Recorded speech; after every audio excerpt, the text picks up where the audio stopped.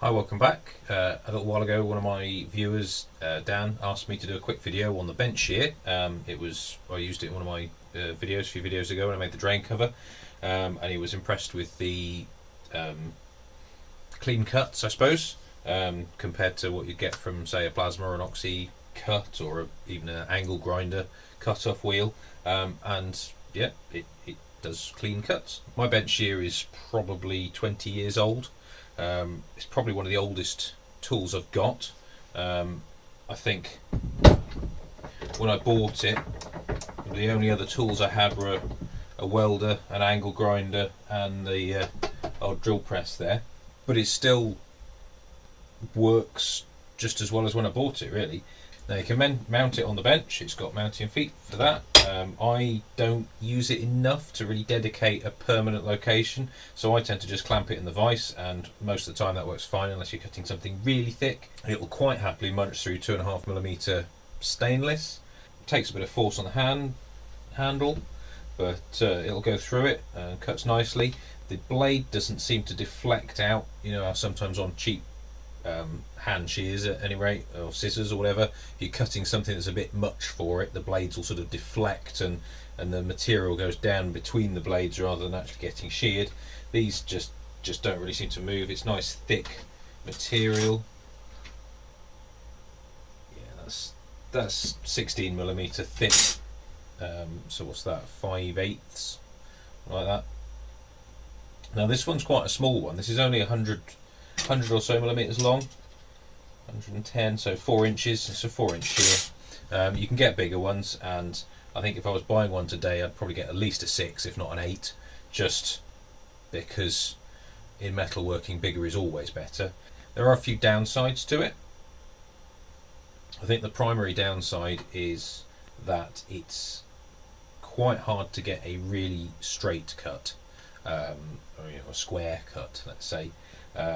This old Tony did a video a while ago, probably a couple of years ago now, where he made a fence for his bench shear, and that seems like a really good idea. I just haven't got around to doing that.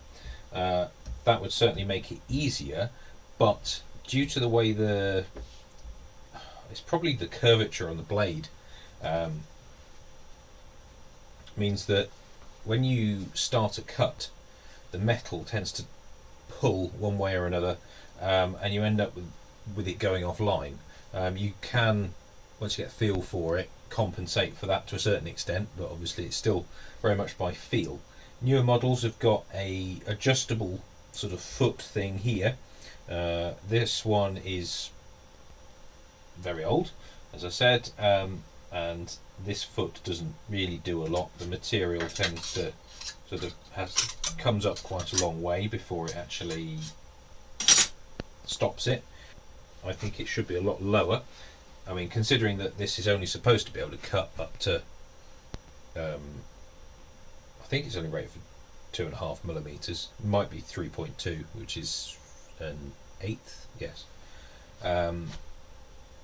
But that gap is much more than that. That's more like a quarter, or 6.5 or so millimeters at its lowest. So the newer ones with the adjustable foot are probably a better proposition. I can't speak to the quality of a modern one because, as I say, this is 20 years old. This was from Machine Mart. It's a Clarke brand, which is kind of similar to our UK version of Harbour Freight, but I think they're slightly more expensive, but I mean not necessarily better quality. So if you're buying one, it's a case of sort of going for a supplier or distributor that you trust to give you the level of quality that you want. You can find these that look identical, but the prices can be, worlds apart. And I often ask myself, what am I paying for if I get the expensive one?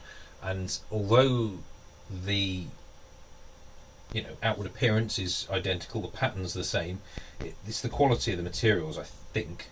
It should be anyway, but the problem is you're never going to know until you buy the thing. But the blades on this are, I would say, just as good as the day I bought them. Maybe a little bit dull, but nothing a little stone wouldn't fix. Certainly a very useful thing to have around. Great for just lopping up bits of material, as long as you don't need the edges to be mega precise, I suppose, in terms of squareness. Right, I hope that gave you a reasonable insight into the shear. There's not really a huge amount to say about it. It's a bench shear, and it shears things.